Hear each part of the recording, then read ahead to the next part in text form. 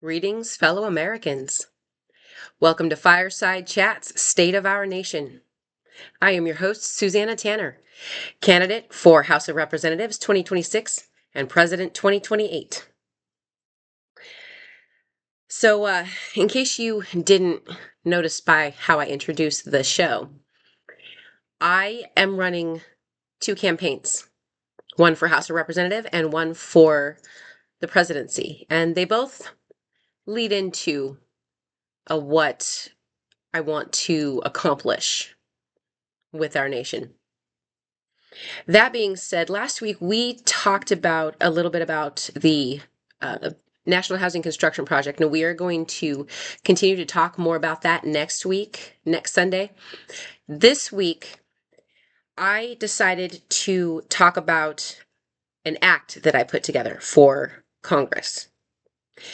This act is meant to stabilize our economy. It's meant to stabilize our government. Let me correct that. It is meant to stabilize our government. It's meant to stabilize our social programs. This act is called the Secure America Infrastructure and Services Act. It's quite extensive. So, one of the things that I am really proud of about this act is that I was able to figure out how we can reduce taxes across the board. This act is unique. It does a lot of things that our current tax structure does not do. And our current tax structure is incredibly complex. It is so intertwining and winding that it's very difficult to keep track of a lot of the real taxes that come in. We don't really see the results of those taxes. And the way that our tax system is set up leaves us in perpetual debt, and it leaves us to grow that debt. This doesn't work for our nation anymore. We cannot continue to be in perpetual debt. So this act is one of the first steps that we will be taking to stabilize our entire nation. And that's including even reducing homelessness to near zero, just like I was talking about last week. I believe that every candidate for office should offer something to the people. I have several things to offer. This is one of them. So we're going to kind of go over this proposal so that you can kind of understand exactly what happens with it. There are two pillars of the S.A.I.S.A. Two massive interlocking structural changes. A new way to collect revenue and a new way to spend it. The National Progressive Revenue Contribution is what this new federal tax will be called. On the revenue side, S.A.I.S.A. replaces the existing tangled web of federal taxes, income, corporate, payroll, with a single, simplified, progressive system, the National Progressive Revenue Contribution. The NPRC is not about raising taxes arbitrarily.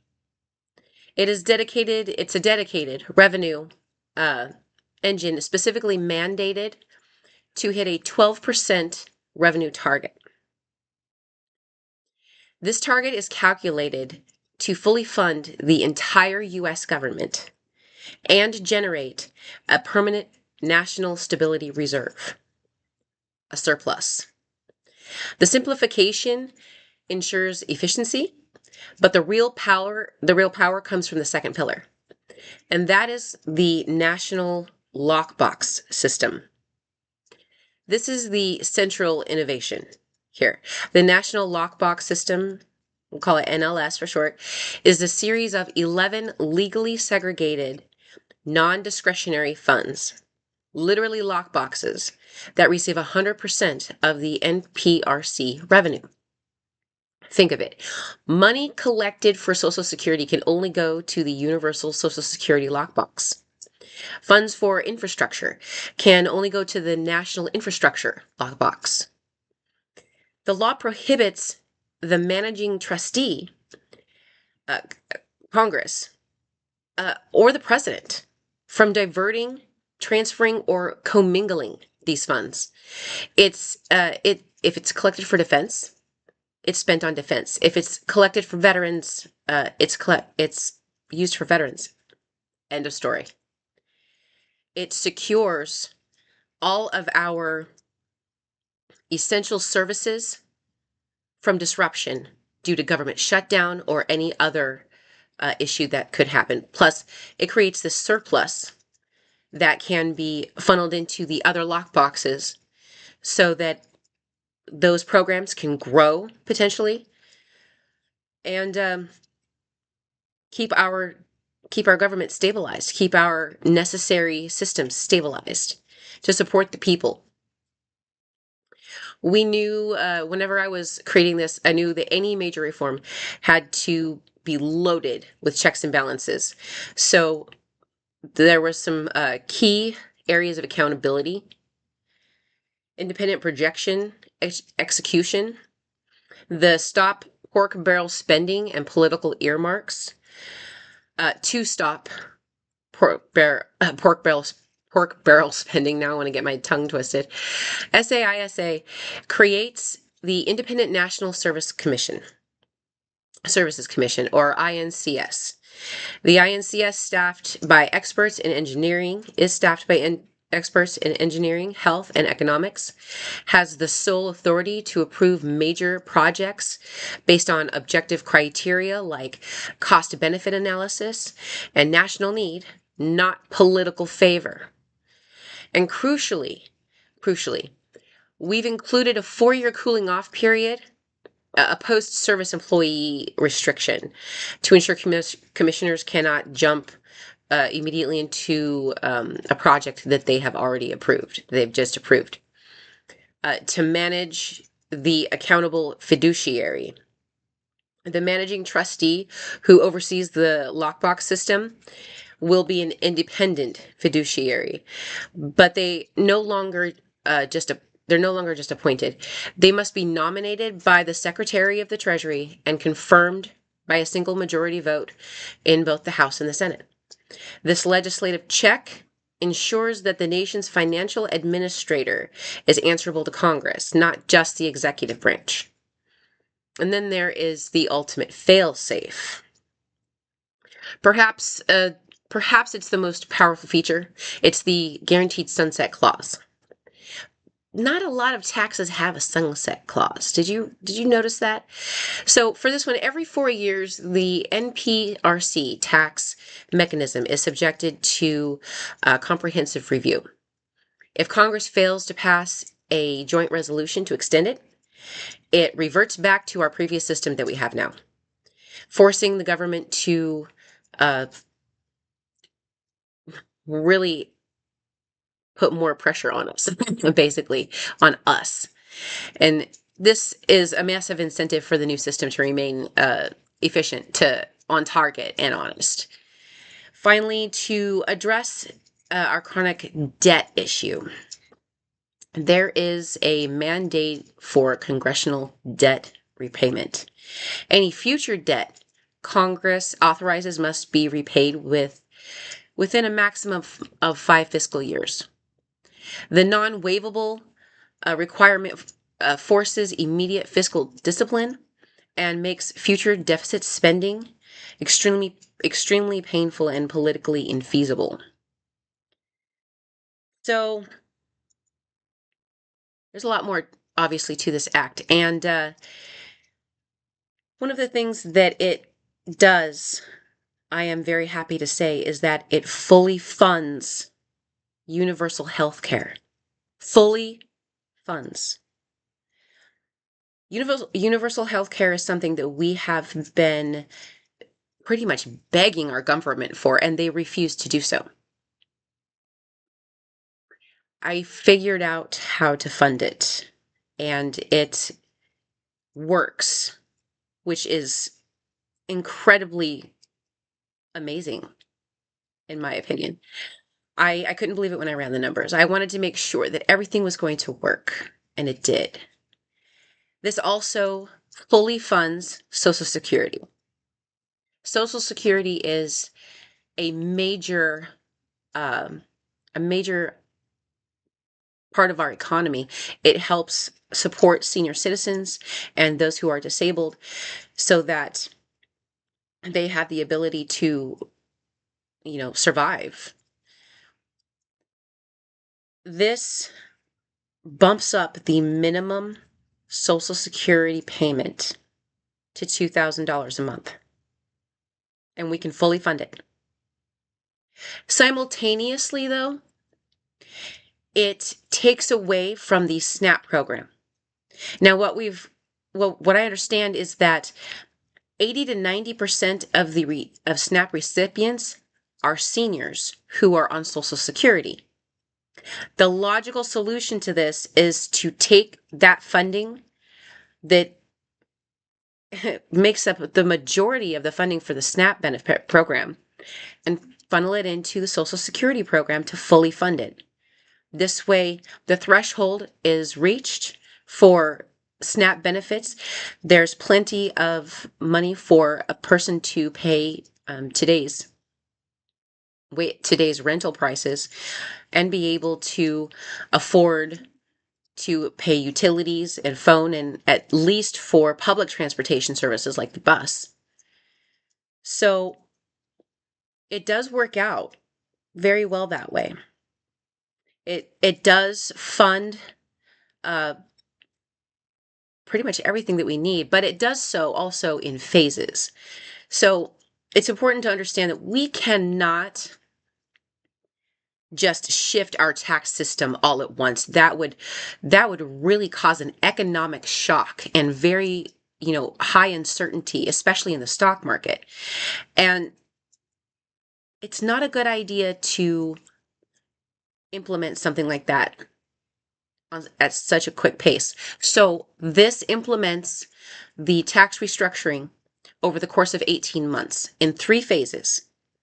The first phase is crucial because we have to see from the income that it's actually going to fund the lock boxes. If at any time we think that it's not going to work, the act is null and void, and we go back to the original system. But I believe that this system is actually going to work. That's why I set it up in 18 months, an 18-month cycle. This way, it will ease the economic burden. It will give our businesses, our corporations, our stock market time to prepare and adjust for potential fluctuations. My hope is that by spreading it out into 3 phases, there is a minimal effect on the economy. There's a minimal effect on our stocks, on crypto even, because all of these markets can be highly volatile, especially whenever you have a leader who is encouraging people to invest in one particular company that maybe he favors or she favors. So we have to really make sure that we are careful about how we implement things like this. After the 18th month, the 18th month is finished and all of the taxes are transferred into the lockbox system, it will be one tax, one revenue, the 12%, that is divided into 3 different bracket systems. It's 3 different brackets. And it's set up so that the lowest bracket, which is 0 to 50,000, the contribution that your portion is 0.75%. So that's less than 1%. And it's a flat contribution as far as percents go. The middle bracket, which is up to 150,000, 50 to 150,000, that is 5%. That tax bracket is 5%. That is a significant lowering of taxes. And you might think that, with the way that our economy is, the way that our GDP is, the way that our spending is, that we would not be able to afford this. But it is actually a better system than what we have now, in my opinion. Now, the top bracket, which is 150,000 income and above, is 17%. This eliminates, like I said, the corporate taxes, payroll taxes, income taxes, personal income taxes. And so splitting it among those three groups is going to be a lot more efficient than what our current tax system does. And right now we have 7 different tax brackets, and the highest is 37%. So eliminating all of the taxes, and that's including taxes on your stocks, all taxes from selling your stocks, your crypto things, assets like that you hold.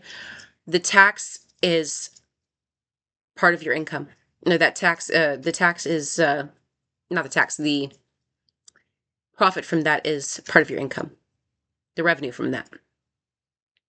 So it really does eliminate all of our taxes, including the fuel tax. No more national fuel tax. States, I believe, can still charge a fuel tax, but eliminating that fuel tax is going to lower gas prices. It better lower gas prices. When you remove a tax like that, the prices should come down by at least that much. So this is a pretty good system that have worked out here, and I did have some help. Of course, experience is always a great help. So the Secure America Infrastructure and Services Act is a blueprint for stable, accountable, and transparent government funding. It's about taking the appropriations process off the political bargaining table and locking the funding away for the people who need it. No more disruption. No more appropriations that we can't get because the government shut down and Congress refuses to agree that we need to fund these programs. We need to dive deeper into those 3 progressive tax brackets a little more at a different time. But for today, I hope that the message is clear. The foundation for a truly secure and stable financial future for America is here. I do want to hear what you think about this. Use the comments section of this video. You can send me a message, do a post. I want to hear what you think about this. I'm also going to post the link to the actual act itself so that you can read it in the description of the comments, depending on what platform you're on watching this video. So I want you to, I hope that you will think about this new tax structure, read about it, ask questions. I've done my best to cover every aspect that I could possibly think of to make sure that our nation is funded and that we are secure. We can expand, we can advance, start new programs. That is the goal. The goal is to succeed. And this is one of those steps that's going to help it succeed. That is all I have for today. Thank you for your time, and may our path lead to peace and prosperity.